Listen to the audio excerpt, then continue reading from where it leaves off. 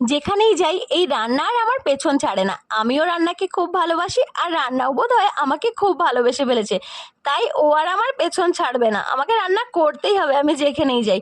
তো দেখো, আজ যাব কাঁকটিয়া দিদি বাড়ি। তো আমি হাজব্যান্ড মেয়ে বেরিয়ে পড়েছি, এখন বাজে 6টা, মানে সন্ধে 6টা, কিন্তু এখন তো দিন বড়, তাই মনে হচ্ছে বিকেল 4টে। তো মেয়ে তো আমার খুবই খুশি, বাইকের সামনে বসেছে আজ, আর ও বলেছে আজ পাপাকে আর মাম্মামকে ও বাইক চালিয়ে নিয়ে যাবে। তো দেখো, চলেও এলাম নন্দকুমার, আর নন্দকুমারে এসে দেখো রেলগেট পড়ে গেছে। আর হাজব্যান্ড আমার বলছে যে কেন যে আজ বেরোলাম, আর কেন এই কথাটা হাজব্যান্ড বলছে পুরো ভিডিওটা দেখতে থাকো তাহলে বুঝতে পারবে। তো রেলগেট পড়লো, কিছু করার নেই, এবার চলে এসেছি গৌরাঙ্গ সুইটসে মিষ্টি নিতে। আর মেয়ে আমার দেখো একজনের হাতে চকলেট দেখে হাঁ করে তাকিয়ে আছে। বাচ্চা তো চকলেটস খেতে ভীষণ ভালোবাসে, আর মিষ্টির দোকানে মিষ্টির থেকে তো চকলেটস বেশি, তো বাচ্চারা তো বায়না করবেই দেখলে।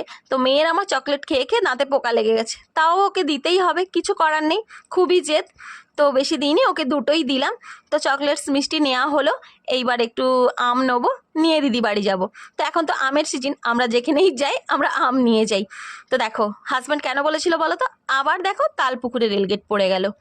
তো এত দেরি হয়ে গেল, হাজব্যান্ড সেটাই বলছে যে যেখানেই যাই আজ সেখানেই দেরি, মানে আমাদের যেতে 1.5 ঘন্টা সময় লাগে, কিন্তু আজ 2 ঘন্টা লেগে যাবে।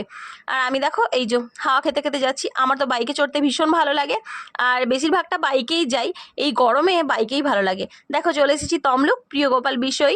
তো হাজব্যান্ডকে বলছিলাম যেতে যেতে একদিন এই প্রিয় গোপাল বিষয়তে নিয়ে আসতে হবে, দিদি বাড়ি যাই আসি কোনোদিনও ঢোকা হয়নি, তাই হাজব্যান্ডকে বললাম নিয়ে আসতে হবে। হাজব্যান্ড বললো ঠিক আছে নিয়ে আসবো একদিন। আর দেখো এখানেও সিগন্যাল, কি আর বলবো, মানে দিদিও ফোন করছে যে কখন আসবি আর কখন রান্না করবি।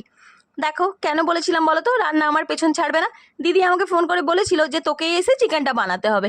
আর এতটাই দেরি হয়ে গিয়েছিল, আমি সব মশলা একসাথে দিয়েই কষাতে লেগে গেছি, মানে ধনে পাতাটাও আমি মানে শুরুতেই দিয়ে দিয়েছি, আর চিকেনটা ম্যারিনেটও করিনি, ধুয়েই মানে মশলাতে দিয়ে দিয়েছি।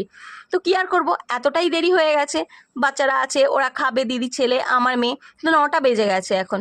আর আমি দেখো দিদি বাড়ি এসেই আমার এতটাই গরম লাগছিল, সবেমাত্র এসে দাঁড়ালাম, আর দিদি দেখলাম যে রান্নাঘরে চিকেন পড়ে আছে, দিদি বলছে দেখ গিয়ে তোকেই রান্না করতে হবে, দিদি অসুস্থ। তো আমি দিদির সাথে গল্প করছি আর রান্না করছি।